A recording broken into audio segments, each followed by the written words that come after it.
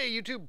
I noticed there weren't any iMS-20 tutorials, at least in English, so I figured I'd make a little video here to show some of the less obvious features as well as how to use them in some sound design. As you've probably already figured out from the helpful diagram, the envelope generator 2 is controlling the two oscillators as well as the cutoff filters through the knobs down here. And on the top row, you've got the modulation generator, or LFO, which can do some pretty nice sounds when you tweak around with it and play with it. Why am I not getting audio? What the fuck?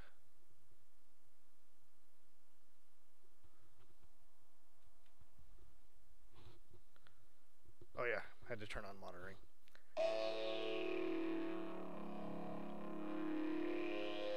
So yeah, the LFO is great. We all love our LFOs, but I'm going to show you a trick to get even more control than just having the LFO cycling up and down. You may have noticed we have the keyboard CV out, and if you do not understand how control voltage works, the keyboard, at least real keyboards, have a whole bunch of resistors, and if you hit a high note, you get lots of voltage, and if you hit a low note, very little voltage. So we can use that through this as a modulation source. So let me throw that into the cutoff here on the low pass, which is really easy to hear. Turn off the LFO. So now that's coming in bright, that's coming in dark, and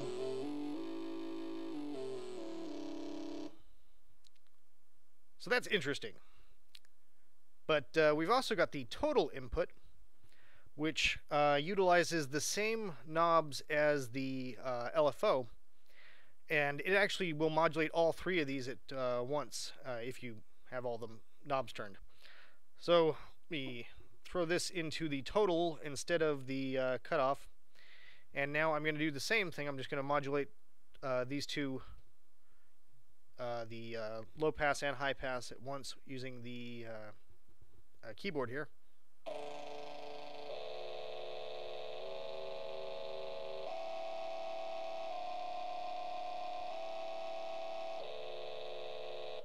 You can hear how that sounds much more dynamic than just letting an LFO cycle through up and down, up and down.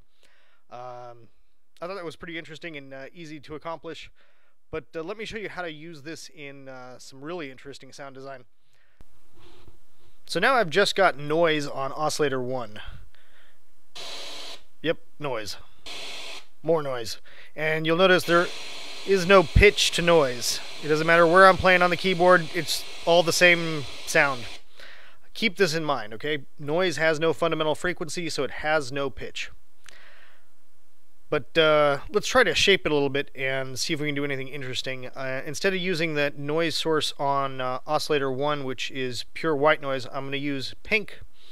And I'm going to put it through the external signal processor here to use its bandpass filter. And I'm going to try and shape this to sound like wind.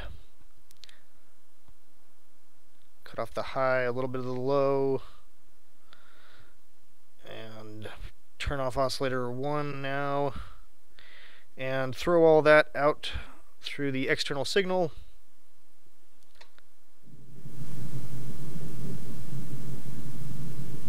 That sounds pretty interesting. Let's see if we can tweak that just a little bit more.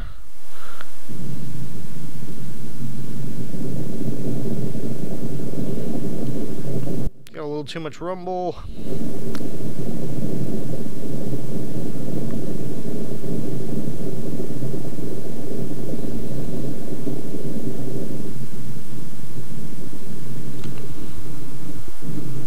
Alright, we got wind.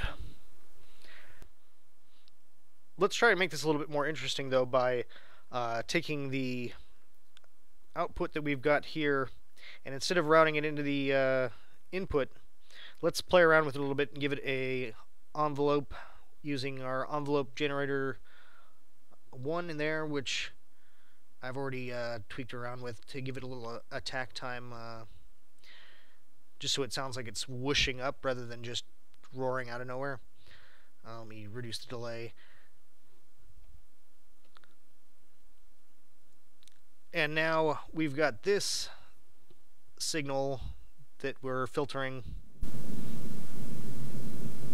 through the bandpass filter on the external signal processor with a gentle attack from envelope generator 1. We still don't have any pitch because obviously we've got a noise source and there's no pitch in noise. But using the CV out into our total control and playing around with these knobs here, which are now being controlled to modulate the amount of the CV input, we can start shaping the wind based on where we're playing the keys.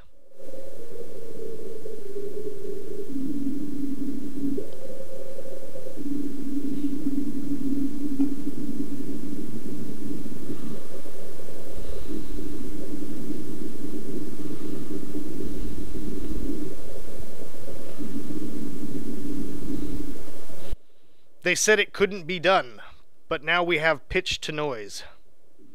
Where is your God now? And this is a simple enough patch that you can throw this into any of the drum parts. So here I've loaded it up on a drum part, and the sequencer sends a CV message, so you can use the pitch of the sequencer here to do the same sort of effect we were getting on the keyboard. So let me throw in a couple of bits here and switch these to one-shots to give it time to sound. And I'll crank this one's pitch way up to C5 and see what we get.